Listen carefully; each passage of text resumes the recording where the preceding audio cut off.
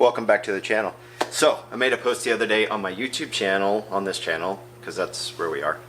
But anyways, that I was done, and I posted a picture of this rifle in pieces. It kind of still is, like the barrel nuts on, hand tight. It's just kind of hanging out right now, literally hanging. But anyways, I said I'm done. I quit. I'm done. And I got more emails and messages and things like that than normal. I got a lot of emails, which I was really surprised, and I do appreciate those. I'm not done with the Cross. I love this gun. I love it so much that if I can't get this barrel to shoot, I'm gonna buy a new barrel and I'll still love the gun. It's as easy as that. And so, you know, long story short, not done with this. You know, who couldn't love something like this? Like, this is great. It's super lightweight. Even with my giant scope on there, this thing only weighs just over 9 pounds. Like, it's pretty awesome. So what am I done with and what do I quit? Well, if you practice randomness, you will get random results. And not trying to be cryptic, but I read that the other day in a book I'm reading. Roughly, I think I screwed that up. But I think with my reloading, I have been practicing mediocrity.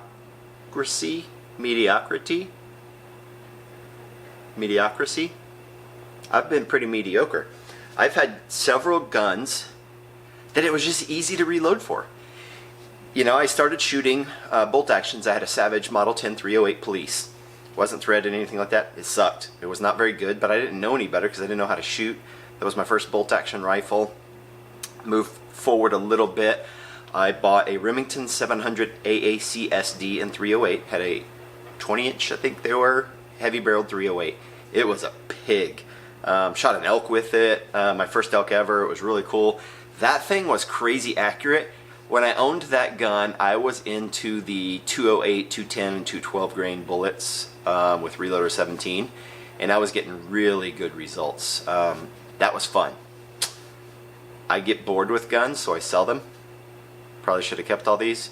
Then I got that Ruger American Predator that's on my channel in a couple of videos. That was a good gun. I paid $350 for it. Somebody posted a question like, where are you finding these for $350?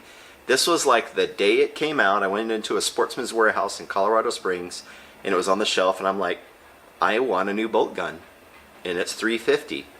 There was one review on YouTube, so I bought it. And so I got that gun, and since I had that gun probably the longest out of any of my bolt actions, I became complacent because honestly it ate everything I fed it. I never had any problems with that.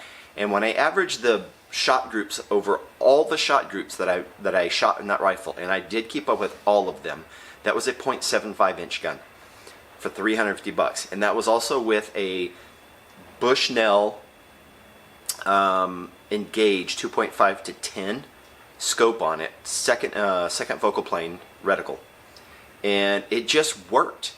I channeled it out. I made sure it was free floated. I put epoxy in there. I put a cheek riser. I painted it.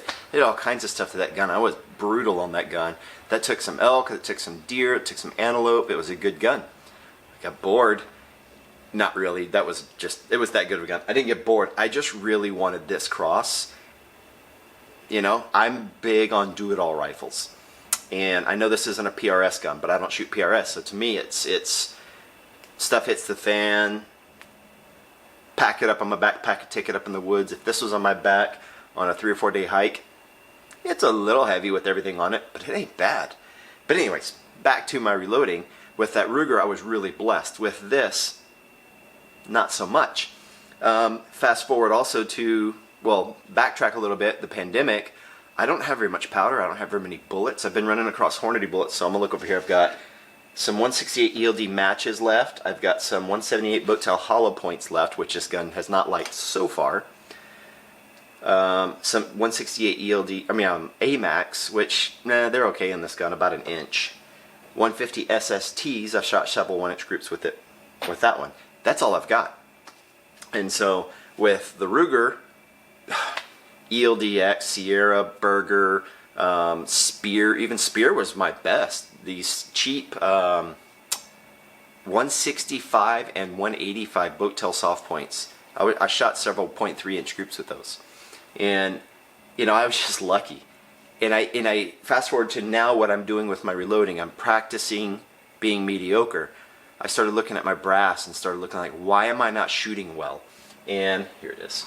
I took note on a YouTube video I watched. I watched a video by Eric Cortina.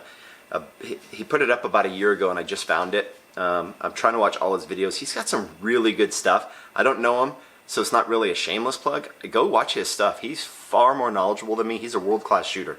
So listen to him on reloading. I can show you the steps. In practice, he is just far better than I am. So he says there's 3 things that net you the results that you want in reloading. And so here it is: combustion, harmonics, and exterior ballistics. So combustion, you're looking for extreme spread, a low extreme spread. He looks for single digit. Most people that shoot like I do, they say get below 20 and you'll be good. And so high to low, if you shoot 5 shots, you take the highest, you take the lowest. You want that, I'm going to say 15-ish. You want it about 15-ish or lower. You get that with primer choice, neck tension, meaning how's the hole? Not the wrong one. Your powder choice, and case variations. My problem that I know of right now is case variations, because I would shoot some and I would get an extreme spread of like 7, 6, 3, and then I was like, oh, that's really odd. And then I'd shoot, you know, 5 more shot groups and they'd be like 45. I'm like, what the crap is going on here? And so I got back from the range. I went to the range, went up to Colorado last week, kept all the data, and I think I was so pissed I threw the target away, I think. I don't even see it on the floor in the garage here. I was getting crazy stuff like that, but I kept all my brass where they were, so I started looking at them. The 5 that I got an extreme spread of 3 or 4 or 5, all those cases were my .308 Winchester match brass from Hornady. The ones that were 2040s and things like that were Hornady Winchester match, .308 Winchester, .308 match, .308 Winchester large print. I have all those kinds of variations of brass from Hornady. So I was practicing mediocrity when I did that. I was getting mediocre results because I was reloading in a mediocre way. So, sorted all the brass. I've got all the stuff. The head stamp says .308 Win match. All the stuff that I kept is Win, .308 Win Winchester match from Hornady. And so, got my data here. I did 2 rounds of like, okay, I'm not going to weight sort, but I wanted to know what were the variations between all these different brass pieces from these same head stamps.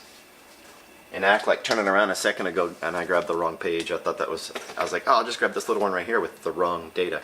So the Winchester match that I'm keeping averaged about 170.1, 170.2, and I'll talk more on that one in a minute. But the standard deviation, I only did standard deviations on like 10 or 12 random cases that I pulled, 12 from all of these. So I'll give you the standard deviation and the extreme spread, and I'll come back to the Winchester match. The first roundabout that I did that was a .68 standard deviation with an extreme spread of 1.7.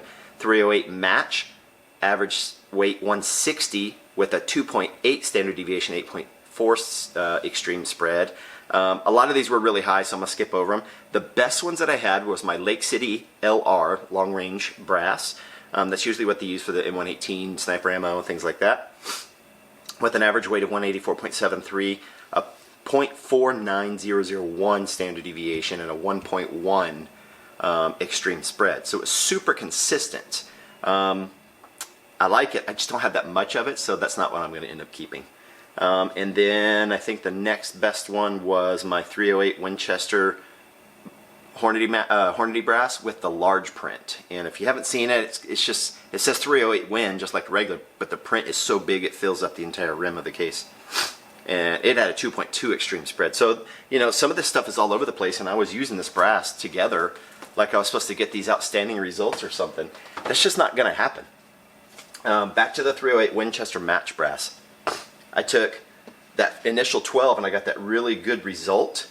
Well, then I took a whole bunch more and I wrote down over 50 pieces here with a average of 170.139, which is super, super close to the average that I got from the cases earlier, and with an extreme spread of 2.9.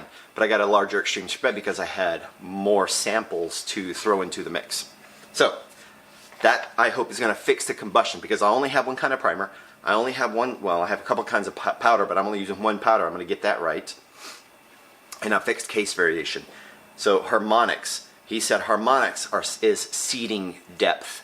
I have not done seating depth before. And so I got the bullet comparator.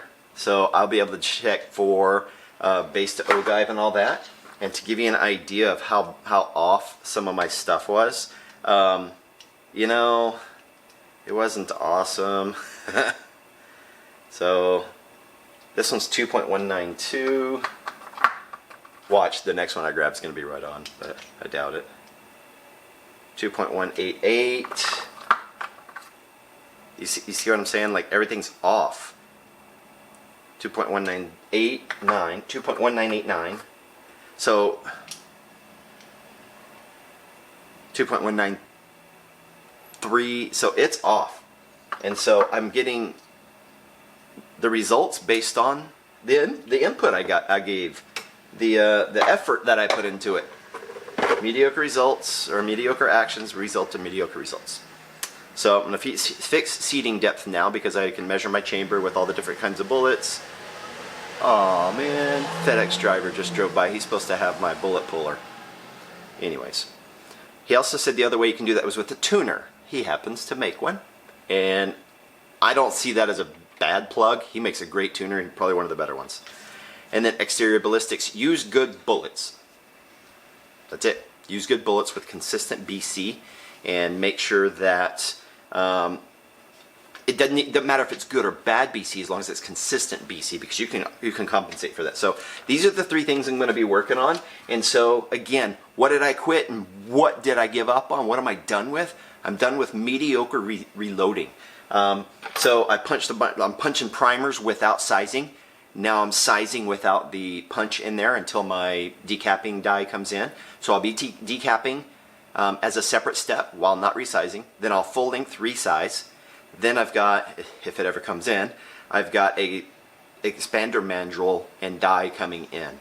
And so the new neck tensions will be at 0.307, which is recommended by a bunch of pro shooters. Amazon guy. I thought he had my package too, but I guess not. Anyways. And so expander mandrel, going to open this up to 0.307 by recommendation of a lot of people that are pro shooters and really good shooters that I see online. They said that is very good on neck tension, things like that. I'm not going to be trimming necks, anything like that. I know this is not a precision rifle. I'm looking for an MOA gun. Consistent MOA. If all this gun ever shoots from now on is 0.95, my work is done. That is what I will be happy with, because occasionally I'll shoot a 0.7, a 0.6. Occasionally I'll shoot a 1.2. Right now I occasionally shoot on the good end a 0.9, 0.8. I shot that one, it was a 0.48 or something like that. All 5 of those brass were the exact same. I just got lucky. The extreme spread was way off on that, but I shot a really good group. But be careful what you ask for. Be careful how your inputs are. Even with this crappy results, I was using a batch that was getting really bad extreme spreads, and I like shooting long range just because, even if it's a short barreled gun. We were at 7,000 feet or 6,000 feet elevation in Colorado where I was shooting in a steel full-size silhouette at 1,210 yards. And you know, if this is the silhouette, man, I was hitting just all around, like a tiny bit high and low, but you could tell the variations on what you were doing when you shot.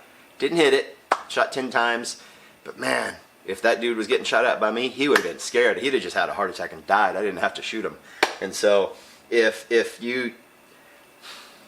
probably should make this joke. If your reloading is like taking your wife out to dinner and there's 100 restaurants, and every time you mention something, she's like, no, no, you know? That's like my gun here, my reloading. You know, she's picky, but she won't be specific. She just won't make up her mind. And so I have to help her do that. I do that with the input that I give. And so, you know, I like the old trick. Hey, guess where we're going tonight? It's a surprise. And the first thing she guessed, I'm like, oh, you guessed it. And there we go. So you can play that trick, but you can't play that trick on your reloading. So consistency will bring you better results. And that is what I'm striving for with the new steps and the new direction I'm going with my reloading. I'm not giving up on my SIG cross. I am not giving up on shooting, and I'm not giving up on reloading. I'm just giving up on how crappy I was at reloading. And I'm going to finally do the things that matter. Look for those 3 things, and I'm going to plug Eric Cortina's video again. I think that's a really good video. He also has one that's very controversial. He says, stop neck resizing. Lots of pro shooters don't do it. They full length resize. Combustion, fix your extreme spread. So think of what's in your combustion chamber here. And I know I'm running long on this video. Bear with me. Combustion. What causes the combustion? Your primer, your powder, and your case variation. All right? And neck tension. So sizing correctly. Harmonics. This is your accuracy part. So if you can get your extreme spread, he even says when you're doing this combustion, don't worry about if it's accurate yet. You'll fix that. Then you go to harmonics. Your seating depth, and use a tuner if you need to. And then exterior ballistics is the other controllable part, and that's if you're shooting a little bit further. Out of a couple hundred, maybe 300, you can get away with it. Consistent BCs on your bullet. So use something that's very consistent. My boat to hollow points from Hornady, not consistent. My ELD match, my AMAX, ELD X's, those are super consistent. Burgers have always been consistent for me. Spear was not that consistent, so I don't know that would be a good long-range bullet. But look for something that's very consistent that you can take and apply all these 3 steps, these 3 principles that he came up with. Again, they're not mine. That Eric Cortina came up with. Use them to your advantage and keep the data. I've got books galore. I've got small books that I take to the range. I got the big notebook that I had out a second ago, and that's where I keep all my reloading data. And keep that data so you can go back and look at it and stop practicing mediocrity like me. And with that, stay tactical.